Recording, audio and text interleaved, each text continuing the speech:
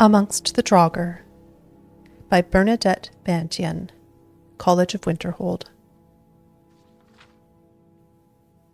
It wasn't until my 7th month with the creatures that they seemed to accept me. Well, accept isn't really the proper word, but they seemed to have decided that I posed no threat to them and gradually ceased their attacks.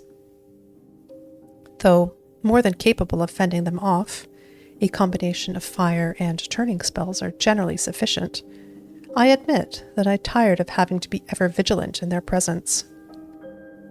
I'll never know whether there was some sort of agreement communicated among them, for the only utterances they make seem to be in that heathen tongue that I can't even pronounce, much less transcribe. In time, I learned more of their intentions towards me from their general movements and tones, rather than specific words. Hostility in any creature is easily read, but in these most peculiar of the living dead, with such variations in gait and speed, what amounts to a hostile charge in one may simply be casual movement in another.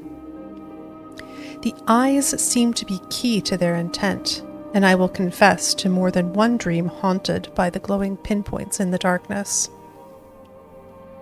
I had always wondered why the ancient priests of the dragon cult insisted that their followers be buried with them. It seems the height of pagan vanity to drag your conscripts to their death along with you.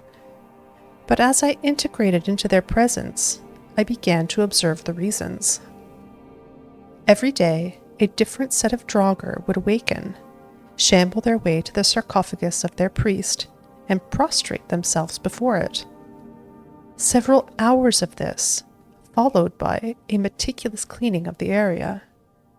It would appear that the adherents of the dragon priest continue their worship of him in death, which would also explain the ferocity with which they defend his chambers. It took several weeks before I felt comfortable approaching the dragon priest's resting place myself. Inch by inch, until the snarling Draugrs around me seemed to tire of fending off my timid presence. I was able to set some simple scrying spells around the tomb, that I might get a sense of what magical energies resided there. When the next group of Draugr came to pay homage to the priest, I noted a sort of transferal happening, a distinct flow of life force between the adherents and the master. It was here that I finally understood the dragon cult's notion of resurrection. The second eternal life was only promised to those who ascended to the priesthood, but the lesser functionaries contributed their life force to sustaining them for eternity. I don't know what sort of eternal wellspring they draw from, but it's clear that each Draugr carries only the barest whisper of life in it, and rekindles it nightly while resting in its niche. I now believe that the grotesque forms that we see in the barrows were, in fact, buried fully as men and women, and only over the thousands of years that have passed withered into the wretched things we know. If we had visited a barrow directly after its construction, we might not have even known any of its inhabitants were dead. These discoveries and extrapolations excite me, and my mind aches to return to the barrows. I have only paused here at the college to transcribe these notes and gather further supplies for a more extended stay.